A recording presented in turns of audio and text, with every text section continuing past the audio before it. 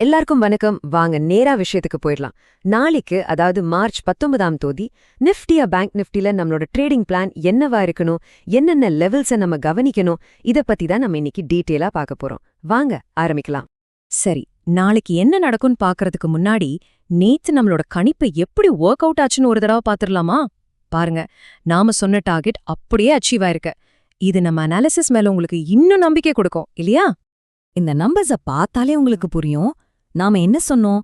23,666க்கு மேல போனா பை பண்ணலான்னு சொன்னோம். நம்ம டார்கெட் என்ன? 23,860. மார்க்கெட் எங்க வரைக்கும் போச்சு? 23,862. அடேங்கப்பா, ஜஸ்ட் 2 பாயிண்ட் வித்தியாசம். எவ்வளவு துல்லியமா இருந்திருக்கு பாருங்க நம்ம கணிப்பு. ஓகே, நேத்து நடந்தது நேத்து. இனி நாளைக்கு என்ன நடக்க வாய்ப்பு இருக்குன்னு பாப்போம். நிஃப்டிய பொறுத்த வரைக்கும் 2 பாதைகள் தான் இருக்கு. ஒன்னு மேல போகணும், இல்ல கீழே வரணும். அந்த 2 பாதைகளும் என்னன்னு இப்ப தெளிவா பாத்துரலாம். ரொம்ப சிம்பிள். நாளைக்கு மார்க்கெட்டோட டைரக்ஷனையே இந்த 2 நம்பர் தான் முடிவு பண்ண போகுது. நல்லா கவனிங்க. ஒரு 15 மினிட் கேண்டில் 23,866க்கு மேல க்ளோஸ் ஆச்சுன்னா மார்க்கெட் மேல போறதுக்கான சிக்னல் அது. அதுவே 23,540க்கு கீழே க்ளோஸ் ஆச்சுன்னா மார்க்கெட் கீழே இறங்க போகுதுன்னு அர்த்தம். அவ்வளவுதான் விஷயம்.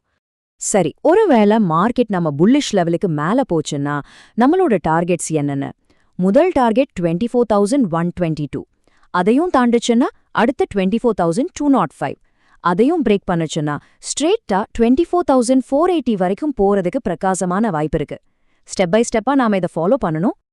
இப்போ ஒருவேளை மார்க்கெட் கீழே வர ஆரம்பிச்சா என்ன பண்ணலான்னு பாப்போம். நிஃப்டி அந்த சப்போர்ட்டை உடைச்சு கீழே வந்தா நம்ம கவனிக்க வேண்டிய அடுத்தடுத்த லெவல்ஸ் இதான். ஃபர்ஸ்ட் டார்கெட் 23,380லிருந்து 23,400 வரைக்கும் இருக்கிற அந்த ஜோன். அதையும் உடைச்சா அடுத்து 23,122. கடைசியா 23,000ங்கிற ஒரு ஸ்ட்ராங்கான சப்போர்ட் லெவலுக்கு வரலாம். இங்க ஒரு ரொம்ப முக்கியமான விஷயத்த நீங்க புரிஞ்சுக்கணும். மார்க்கெட்ல சப்போர்ட், ரெசிஸ்டன்ஸ்ங்கிறதுலாம் ஒரு கரெக்டான கோடு கிடையாது. அது ஒரு ஏரியா, அதாவது ஒரு ஜோன். அந்த மாதிரி இந்த 23,500லிருந்து 23,540 வரைக்கும் இருக்கிற ஜோன் ரொம்ப ரொம்ப முக்கியம்.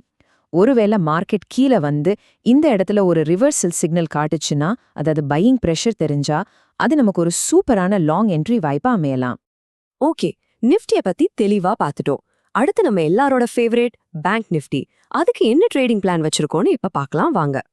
பேங்க் நிஃப்டிலையும் அதே கதை தான். இந்த 2 நம்பரை மட்டும் மனசுல வச்சுக்கோங்க.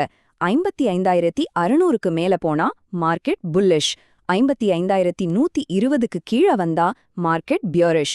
அப்போ இந்த 2 லெவலுக்கும் நடுவுல இருந்தா என்ன பண்றது? அதுதான் நோ ட்ரேட் ஜோன். அந்த இடத்துல மார்க்கெட் எங்க வேணா போகலாம், கன்ஃபியூஸ் பண்ணும். அதனால அங்க நாம பொறுமையா வேடிக்கை மட்டும் பார்த்தா போதும்.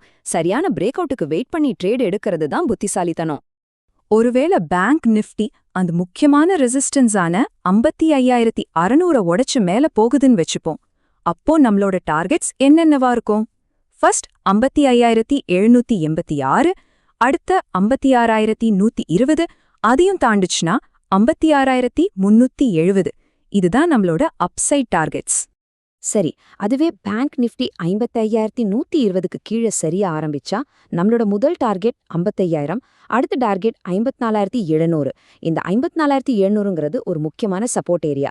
மார்க்கெட் அங்க வந்துட்டு திரும்ப மேல போறதுக்கான ஏதாவது அறிகுறி காட்டுதான் நம்ம ரொம்ப கவனமா பார்க்கணும். ஓகே, இப்போ நாம பேசின எல்லா முக்கியமான பாயிண்ட்டையும் ஒரே இடத்துல ஒரு செக்லிஸ்ட் மாதிரி பாத்துரலாம்.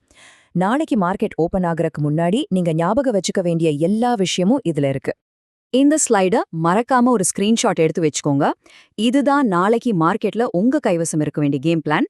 நிஃப்டிக்கு புல்லிஷ் லெவல் எது, பியரிஷ் லெவல் எது, டார்கெட்ஸ் என்னென்ன, அதே மாதிரி பேங்க் நிஃப்டிக்கு எல்லாமே இதுல ரொம்ப தெளிவா இருக்கு. அடுத்து வரப்போறது ஒரு முக்கியமான பொறுப்பு திறப்பு. இத கொஞ்சம் கவனமா கேளுங்க.